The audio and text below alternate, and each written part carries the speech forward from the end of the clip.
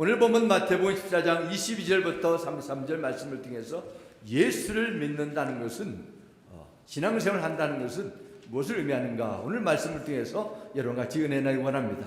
우리 먼저 말씀에서 기도를 시작하겠습니다.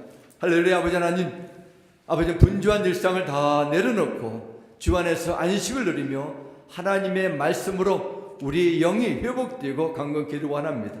성령 하나님 도와주시고 사람의 말이 아니라 하나님의 말씀이 들려도록 레마의 말씀이 들도록 성령 하나님 우리 모두 가운데 말씀으로 하나 되어 믿게 하여 주옵소서. 예수님의 이름으로 기도드렸습니다. 아멘.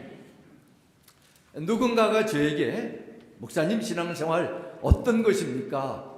어떻게 정의할 수 있습니까? 이렇게 물으신다면 저는 신앙생활 마치 달리기 경기에 난 선수들이 경기하는 그 과정과 같습니다. 이런 대답을 줄 것입니다. 저희 두 아들들이 달리기 했습니다. 크로스컨트리라는 안에서 아니라 밖에서 뛰는 그 크로스컨트리하고 그 나이는 초등학교, 중학교, 고등학교, 대학교 4년, 10몇 년을 하면서 또 부모가 되기 때문에 경기장 가끔씩 가서 응원하고 또 경기하는 선수들의 모습을 계속 지켜본 적이 있습니다.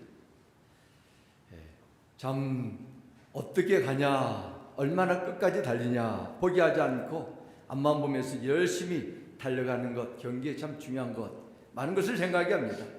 신앙생활도 그렇습니다. 뒤를 돌아보지 않고 앞만 보면서 열심히 달려가는 거예요. 달리고 달리다가 중간에 지치고 피곤해지거나 포기하고 싶은 생각이 몰려와도 끝까지 인내하며 경주를 목표점까지 달려가야 됩니다. 그러면은 무작정 열심히 빨리 끝까지 달리면 상급을 얻는 좋은 신앙생활을 하는 것입니까? 아니에요. 우리가 달려가야 될 대상은 예수님이십니다. 히브리서 12장 2절 말씀 보면 예수님은 믿음의 주요 또 온전케 하시는 이라 이렇게 기록합니다. 믿음의 주, the Lord of Faith라 말했습니다. 그래서 주라는 것은 다스린다, 통치한다, 지배한다는 이 의미가 있는 말입니다. 믿음을 지배하는 주체는 내가 아니고 오직 그분에게만 있다는 것입니다. 다시 말씀드리면 예수님은 우리의 믿음을 시작하시고 믿음을 다스리시고 믿음을 완성시키는 분이라 이런 의미가 있습니다. 믿음의 주가 되시는 예수님만이 우리 인생의 주의 문제를 온전히 해결해 주시는 분입니다. 예수님만이 죄와 죽음에 빠진 인간에게 구원의 길로 인도하시고 완성시키는 분입니다. 우리의 믿음은 불완전하고 흔들거리고 나약하고 끊임없이 변할 수 있지만은 우리를 온전케 하신 주님께서 우리 믿음의 주가 되기 때문에 우리의 믿음이 가치가 있는 것이고 열매가 있습니다. 오직 예수님만이 우리의 믿음을 온전케 하신 분이기 때문에 신앙생활의 시작도 신앙생활에 이루어진 모든 그 과정도 최종 목적도 다 그분을 통해서 나와야 됩니다. 만약 우리가 예수를 믿음의 주로 삼지 않고 다른 대상을 믿음의 목표를 삼고 지낸다면 그것은 온전한 신앙생활이 결코 될 수 없습니다. 그것은 나의 필요를 나의 기준으로 만드는 그런 종교생활이 되는 것입니다. 그러므로 참된 신앙생활의 비결은 믿음의 주인 되시고 완성자가 되시는 예수님을 잘 믿어야 돼요. 예수님을 잘 믿으려면 그분이 누구인가를 분명히 바로 알아야 됩니다. 한 교회를 다니고 똑같은 성경책을 읽고 배워도 믿음의 정도는 천차만별입니다. 그렇게 들은 것은 교회 생활의 경륜의 차이보다도 믿음의 주가 되시는 예수님을 어떻게 믿느냐에 따라 달리기 때문입니다. 예수님의 기적과 능력을 구경하며 떡을 먹는 정도로 만족하는 군중 차원에 호기심을 가지고 몰려드는 그런 차원의 믿음이 있는가 하면 모든 것을 버리고 생명도 내놓고 예수님을 따르는 제자 차원, 그런 믿음도 있습니다. 오늘 본문의 말씀은 예수님께서 제자들에게 믿음을 훈련시키셔서 예수님에 대한 온전한 믿음의 자리로 인도하는 그 사건입니다. 우리에게도 잘 알려진 그 사건입니다. 오늘 주신 말씀을 통해서 믿음의 근원 되시는 예수 그리스도를 더욱더 온전히 알아 하나님께서 인정하시는 열매 맺는 건강하고 풍성한 신앙생활로 이루어지기를 주님의 이름으로 축원합니다. 그럼 먼저 우리가 예수 그리스도를 안다는 것, 무엇보다도 예수님을 통해서 배워야 됩니다. 오늘 본문으로 들어가면 예수님의 기도 생활에 대해서 나오게 됩니다. 오늘 본문의 배경은 보리떡 5개와 물고기 2마리, 어린아이들과 여자들을 제외한 5,000명을 넘는 사람들이 먹고 12바구니가 남은 기적의 사건, 즉 13절에 나오는 그 이후에 나오는 그 사건 이후에 나오는 내용입니다. 그 엄청난 사건이 일어나고 수많은 사람들이 몰려들었습니다.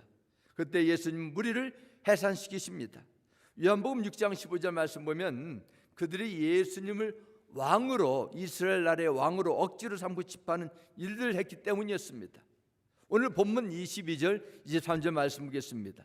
그 후에 예수께서 즉시 제자들을 재촉하사 자기가 무리를 보내는 동안에 배를 타고 앞서 건너편으로 가게 하시고 무리를 보내신 후에 기도하러 따로 산에 올라가시니라. 저물매 거기 혼자 계시더니 말씀합니다.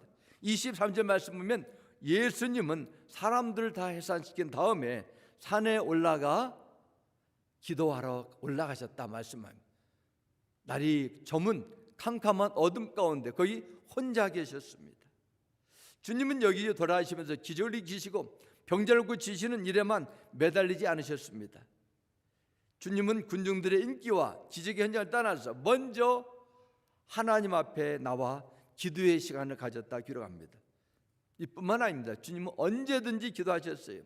공생의 사역을 시작하실 때, 사역의 절정을 이룰 때, 그리고 십자가를 지전에 겟세마네 동산에서 올라가셔서 땀방울이 핏방울이 되도록 기도하셨습니다. 새벽에 기도하시고 어떤 때는 밤새도 기도하시고 하나님 아버지 뜻 안에 늘 묻고 거하셨습니다.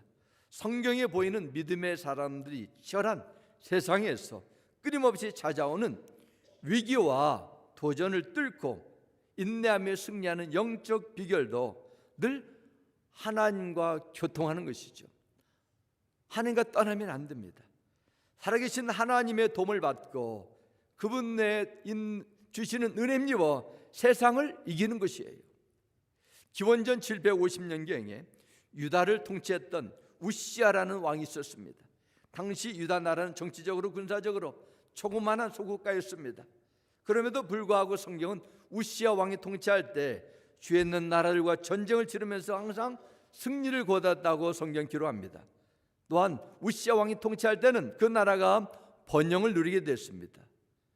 그 형통한 비결이, 그 비결이 성경은 어떻게 말씀합니까? 역대하 26장 5절 말씀은 그 비결을 이렇게 기록합니다. 하나님의 묵시를 밝히게 하는 스가랴가 사는 날에 하나님을 찾았고 그가 하나님을 찾을 동안에는 하나님이 형통하게 하셨다라 말씀합니다. 형통의 비결은 하나님 안에 있고 하나님은 우시아에게 언제 줬습니까? 하나님을 찾을 때, 하나님을 찾을 동안에는 하나님께서 그를 기억하시고 은혜를 주셨습니다. 우시아는 한 나라를 다스리는 권력을 가진 왕이었지만 인간의 한계를 분명히 깨달았습니다. 그리고 하나님 앞에 나와 기도로 나와 은혜의 도움의 손길을 겸손히 구할 때는 하나님께서 그의 기도를 들어주시고 밀어주시고 도와주시고 은혜를 베풀어 주셨습니다. 그러나 나라가 부강해지자 우시아 왕의 마음이 변질되기 시작했어요. 어떻게 일어나게 됩니까? 26장 15절 후반절 16절이 말씀합니다. 우시아 이름은 널리 퍼져나갈 이는 그가 놀라운 도심을 받아 강해지기 때문입니다. 그 이유가 중요합니다. 그러나 우시아는 강해진 후에 교만해져 멸망하게 됐습니다. 나라가 부강해지고 그 인기 올라가자 그는 교만에 빠졌습니다. 하나님 없이 뭔가 해보겠다는 것이죠. 하나님은 더 이상 그와 함께하지 않으셨습니다. 우시아가 가진 권력 힘만으로 나라를 지킬 수 없었고 나중에는 그의 인생도 유다 나라도 추락의 길로 빠지게 됩니다. 우리가 진정 주님을 믿는다면 주님이 보여진 기도 생활을 본받고 따른 것도 당연한 것입니다. 사랑하는 성도 여러분, 여러분의 삶 가운데 중요한 결정을 앞두고 있습니까? 분주함 속에서 무엇을 우선순위해야 되는지 혼란스럽지 않습니까? 사람을 일을 쫓아다니지 마시기 바랍니다. 대신 먼저 하나님 앞에 나와 그분의 도움을 구하기 바랍니다. 범사에 하나님을 인정하시기 바랍니다. 오히려 문제가 없고 평안할 때 더 기도를 저축하시고 믿음을 저축하시고 더 하나님을 잘 섬기셔서 하나님과 동행하는 늘 하나님의 은혜가 머무는 복된 믿음 생활이 되시길 주님의 이름으로 축원합니다. 두 번째는 우리가 믿음 생활에서 예수님을 내 삶의 주인으로 모시라는 거예요. 예수님은 한 나이의 도시락으로 5,000명을 먹이시는 기적을 행하시고 나서 제자들에게는 배를 타고 먼저 건너편으로 가게 하셨어요. 제자들이 배를 타고 갈릴리 바다로 갈 때 어떤 일이 일어나게 됩니까? 24절은 이렇게 기록합니다. 배가 이미 육지에서 수리나 떠나서 바람이 거스름으로 물결로 말미암아 고난을 당하더라 말씀합니다. 배가 갈릴리 바다 한복판에 이르렀을 때 아무도 예상치 못했던 역풍이 심하게 불었고 물결도 출렁거렸습니다. 갈릴리 바다를 너무도 잘 알고 있는 제자들은 정말 진퇴양난에 빠졌습니다.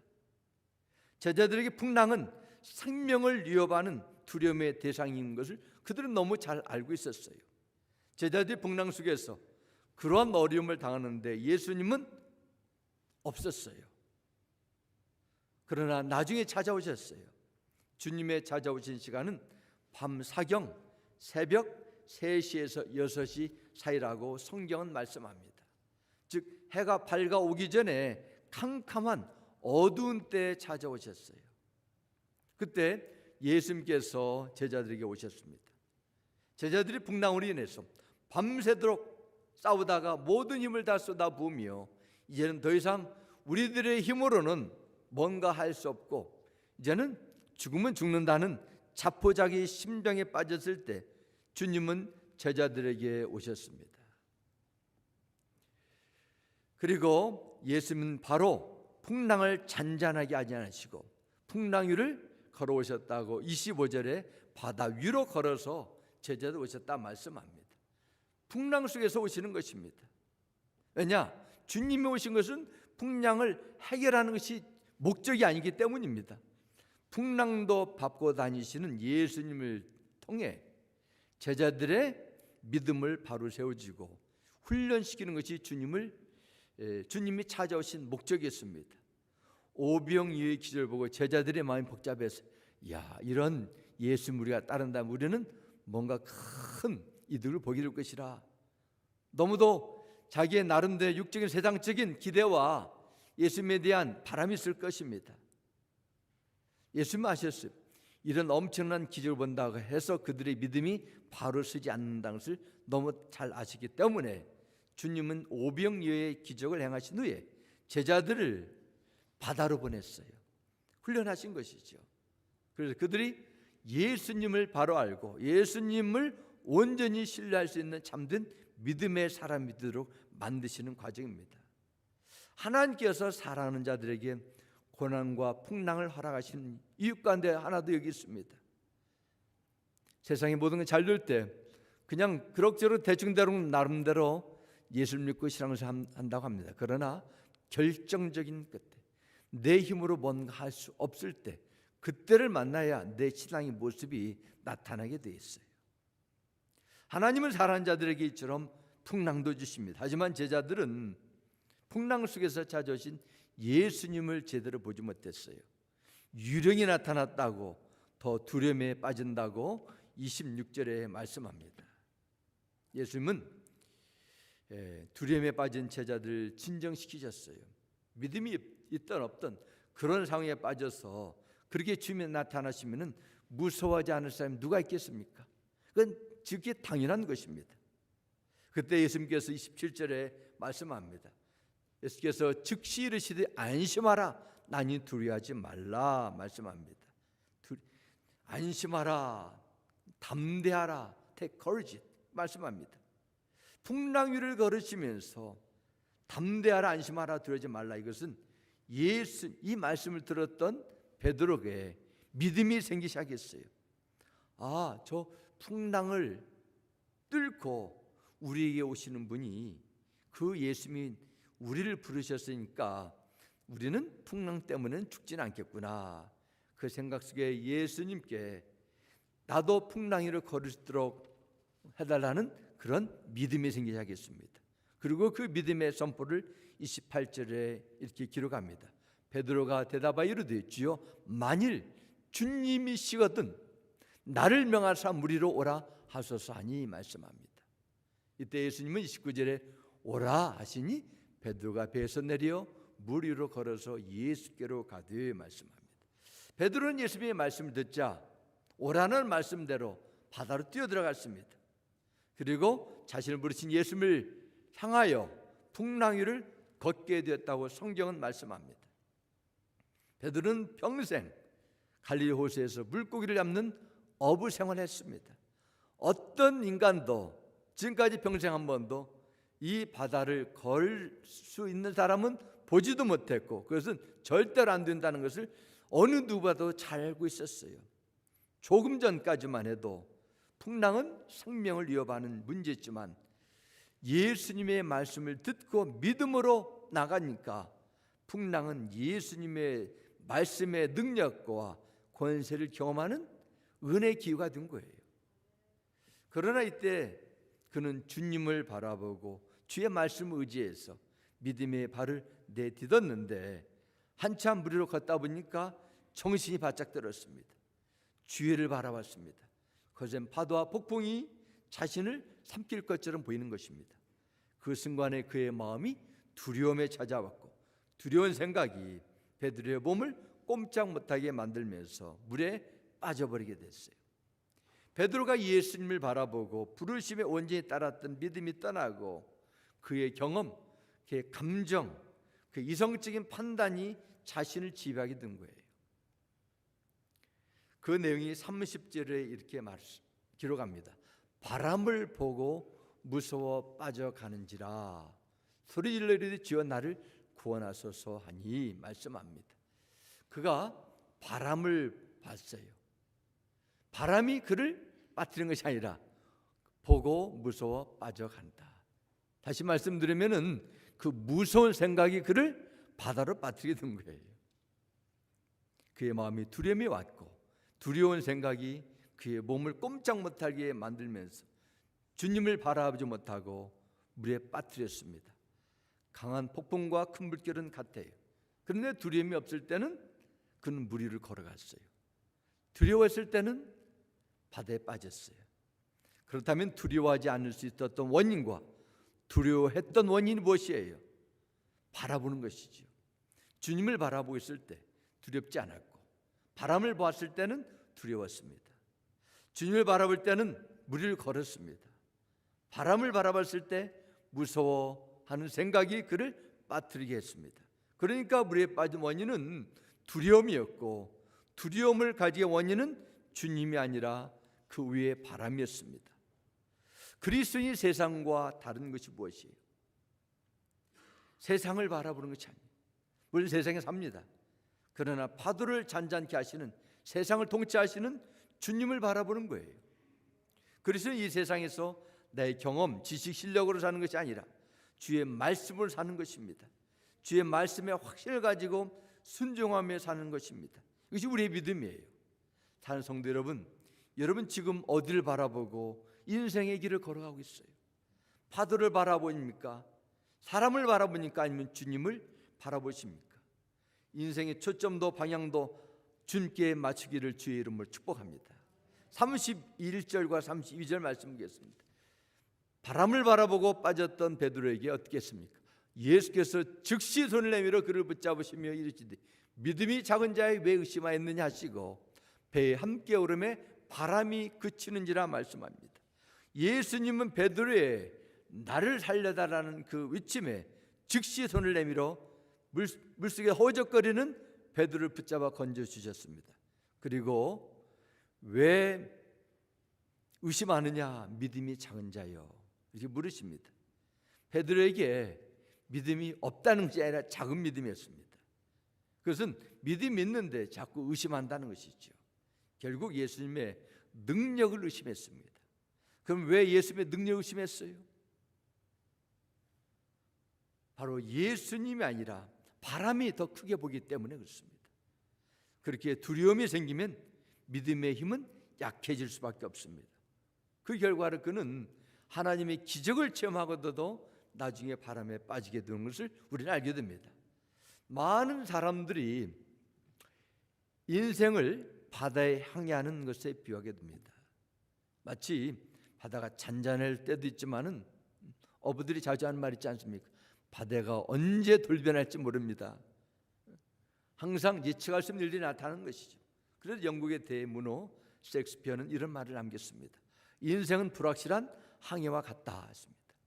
우리 인생에는 언제 어느 곳에서 어떤 일을 겪게 될지 아무도 알 수 없는 불확실한 항해하는 것 같다는 것입니다. 주님 안에서 하나님의 백성된 그리스도인의 삶에도 늘 새로운 복을 만날 수 있어요. 우리는 문제가 끝나면 또 다른 문제가 기다렸듯이 찾아옵니다. 문제의 연속입니다. 주님을 바라보지 않게 되면 거기 휘말려 들어가고 평생 염려와 불안과 근심, 걱정만 하다가 그냥 한 해가 몇 년 훌쩍 지나갑니다. 그래서 우리는 주님을 바로 바라보는 것이 중요합니다. 우리의 삶에 어려움이 생길 때 그 어려움이 절대 우리를 넘어지 못하게 돼야 합니다. 우리에게 달려 있어요. 왜 두려움이 생깁니까? 믿음이 약해지고 문제만 집중하게 되고 주님을 마음이 떠나기 때문입니다. 그렇다면 예수님을 바라본다.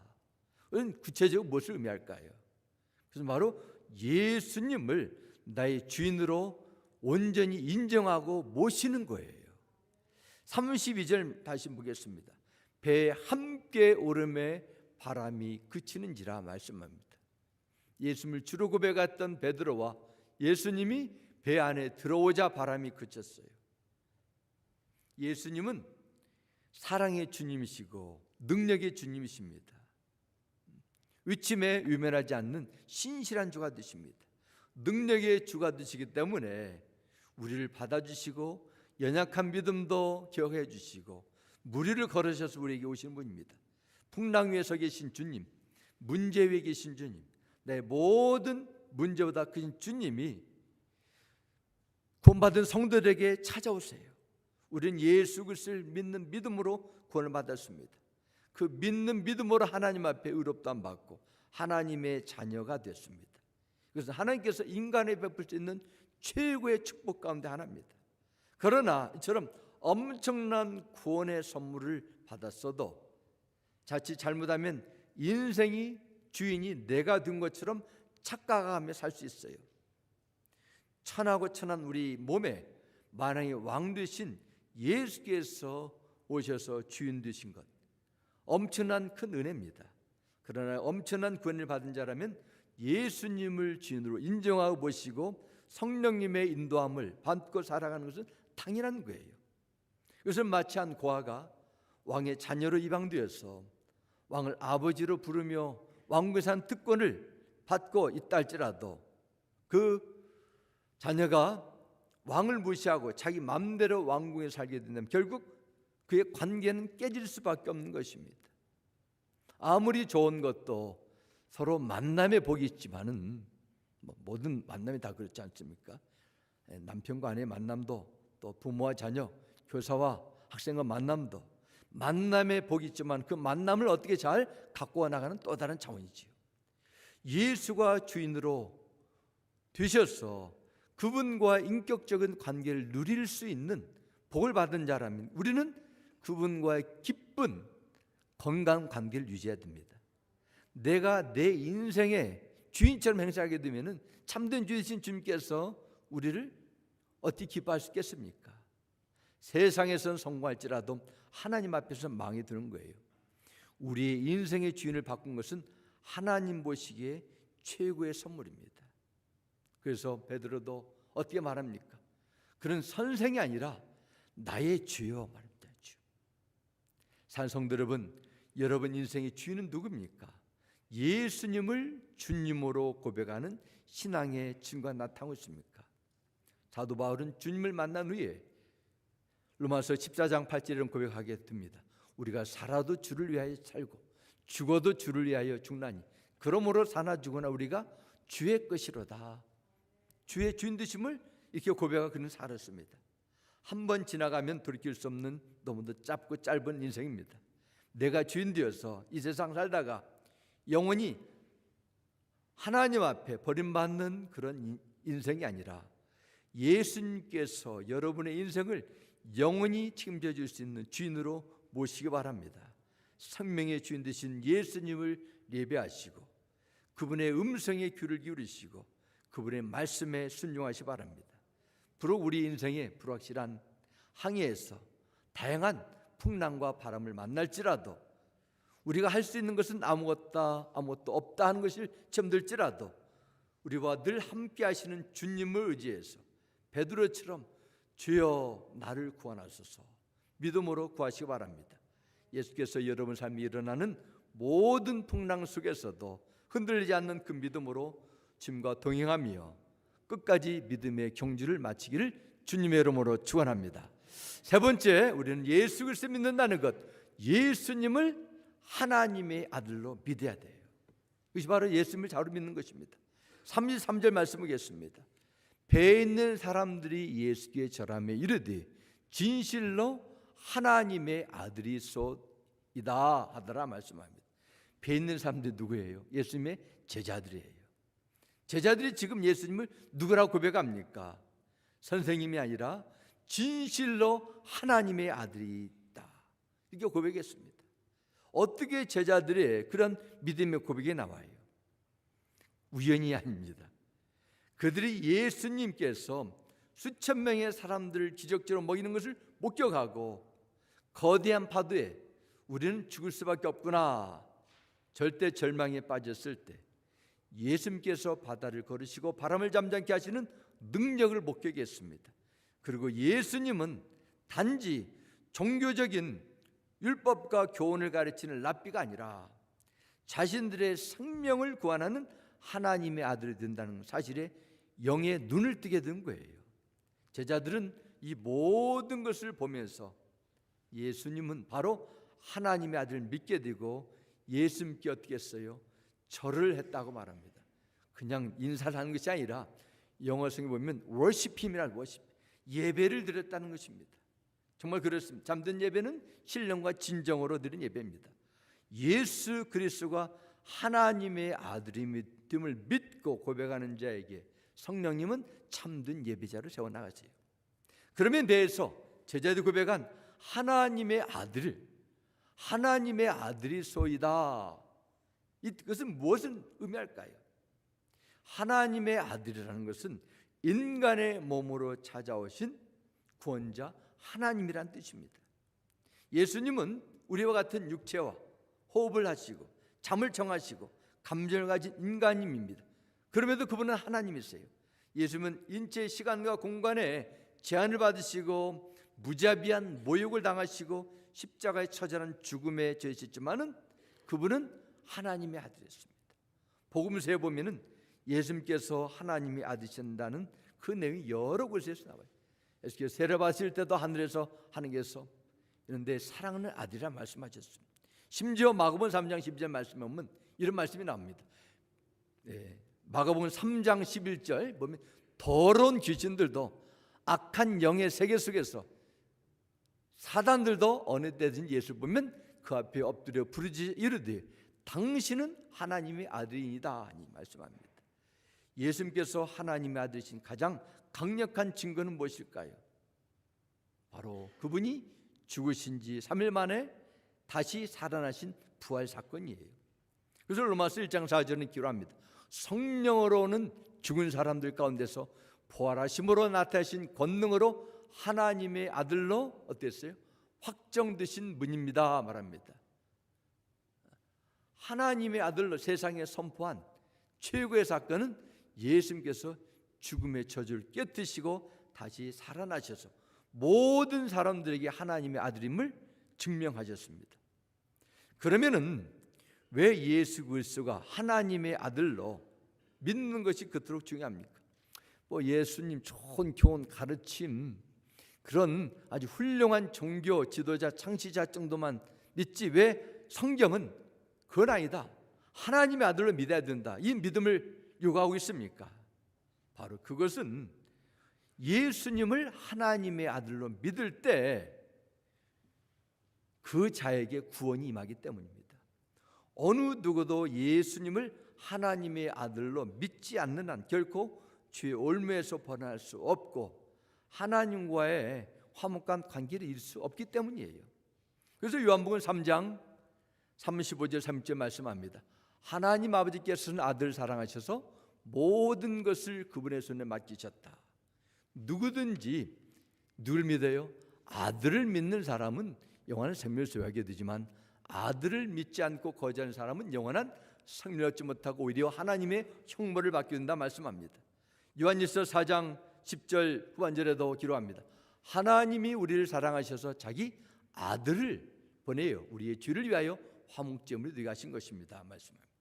요한일서 5장 11절 말씀에도 또 증거는 이것이 하나님이 우리에게 영생을 주신 것과 이 생명이 누구에 있어요? 하나님 그의 아들 안에 있는 그것이라 말씀하셨습니다. 요한복음 20장 30절 31절 말씀에도 예수께서 제자들 앞에서 제 기록되지 아니한 다른 표적도 많이 행하셨다. 오직 이것을 기록하면 너희로 성경에 기록된 목적입니다. 예수께서 하나님의 아들 그리스도이심을 믿게 하려 하시며 또 너희로 믿고 그 이름을 힘입어 생명을 얻게 하려 함이니라 말씀하고 있습니다. 영원한 생명을 얻게 하기 위해서 하나님의 아들이 이 땅에 오셨고 그분을 믿는 믿음으로 우리는 하나님의 자녀가 된다는 것입니다. 성경에 이르된 예수님께 행하신 많은 능력들이 있어요. 바람을 말씀으로 잔잔케 하시고 태어나서부터 걷지 못한 자를 걷게 하시고 눈먼 자를 뜨게 하시고 무서운 불치병을 고치시고 죽은 자들을 살리시는 결박된 자들을 자유케 하셨습니다. 예수 그리스도의 이 놀라운 기적들 이것은 신적인 존재가 아닙니다. 그것을 통해서 하나님 저 예수님은 저 갈릴리 지역에 있는 나사렛 동네 출신 그 사람이 그 초월적인 능력을 가진 그런 훌륭한 사람이라 그런 자가 아니에요. 온전한 하나님이라는 것을 증명하셨어요. 예수께서 인간이 할 수 없고 하나님만이 할 수 있는 것을 드러내셨다는 것은 그것을 통해서 그 증거를 통해서 많은 자들이 주 예수 그리스도를 하나님 아들로 믿게 하려 함이라. 그 믿는 믿음이 영원한 생명을 주게 함이라 말씀합니다. 마태복음 16장 15절 16절 말씀합니다. 이르시되 너희는 나를 누구라 하느냐? 시몬 베드로가 대답하여 이르되 주는 그리스도시요 살아계신 하나님의 아들이시다. 위대한 고백을 하게 됩니다. 그리고 주님은 19절에 다시 이런 대답을 주십니다. 내가 천국의 열쇠를 내게 주리니 말씀합니다. 천국의 열쇠. 천국 열쇠는 천국을 통치할 수 있는 자만이 부여할 수 있는데 바로 이 열쇠는 어떻습니까? 영혼을 살게도 하고 죽게도 할 수 있는 권세를 의미합니다. 예수님은 누구에게 천국 열쇠, 천국문에 들어갈 수 있는 열쇠를 주겠다고 해요? 바로 예수 그리스도가 그리스도이시요 살아계신 하나님의 아들로 믿는 믿음을 가진 자만이 뭘 주시겠다는 거예요? 천국 열쇠 주시겠다는 겁니다. 우리는 예수께서 집행하신 무수한 기적들의 현장이 없습니다. 베드로와 다른 제자들처럼 풍랑 속에 걸어오시는 주님을 본 적도 없어요. 그러면 21세기를 사는 여러분이 무슨 증거로 예수님이 하나님의 아들이라는 그 확신을 가질 수 있어요? 바로 성경에 기록된 예수님의 행적입니다. 예수님이 하나님의 아들이요 내 영혼을 구원하실 수 있는 그분을 믿는 것은 인간의 이성으로 되지 않습니다. 인간의 지식으로도 불가능합니다. 오직 하나님이 자신을 계시해 주실 때 하나님을 알 수 있는데 하나님께서 자신을 계시하시고 하나님의 아들이신 예수 그리스도를 알려주기 위해서 성령으로 감동으로 기록된 성경 말씀을 우리에게 주셨어요. 그리고 우리는 예수님이 누구인가를 믿게 되고 알게 됩니다. 그러므로 예수 그리스도가 성경에서 말씀하는 하나님 아들 외에 다른 것을 제시한다면 그것은 거짓이에요. 거짓의 여인 역사하는 것입니다. 예수께서 광야에 시험 받으실 때 사단이 돌이 떡이 되게 하고 위에서 내려오라 하면서 무엇을 시험했어요? 사단이 이렇게 내가 만일 하나님의 아들이거든 조건을 붙였어요. 예수님이 하나님의 아들임을 시험했습니다. 이 시대도 마찬가지. 종교적인 다원주의가 혼합주의가 이제는 벌써 교회 안에 다 들어와 있습니다. 그래서 예수님은 말씀으로 가르친 종교 교훈까지 하나님의 아들로는 믿지 말라는 거예요.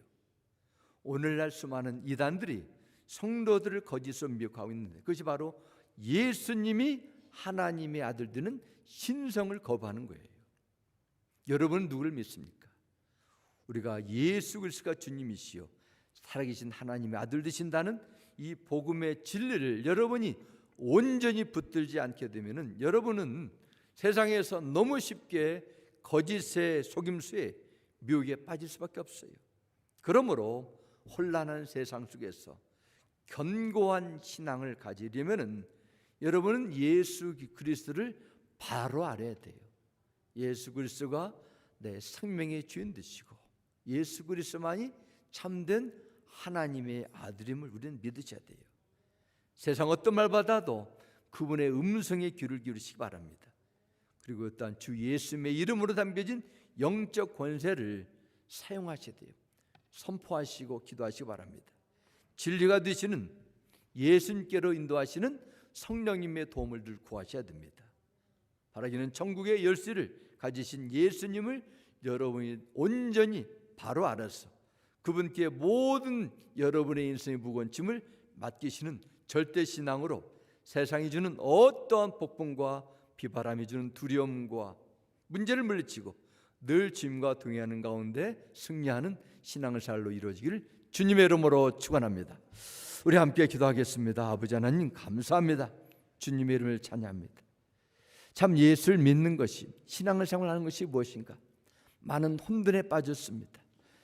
눈에 보이는 대상에 대해 신앙의 대상을 목적을 두게 됐습니다. 교회 생활, 믿음 생활 중요합니다. 그러나 믿음의 주가 되시는 예수님을 바로 알고 합니다. 예수님을 바로 알기 위해서 오직 하나님의 말씀과 성령으로 충만케 하여 주시고 나의 믿음의 대상이 세상도 아니고 사람도 아니고 내 자신도 아니고 주께 온전히 드려지도록 주여 도와주옵소서. 주 예수님 이름으로 기도드렸습니다. 아멘.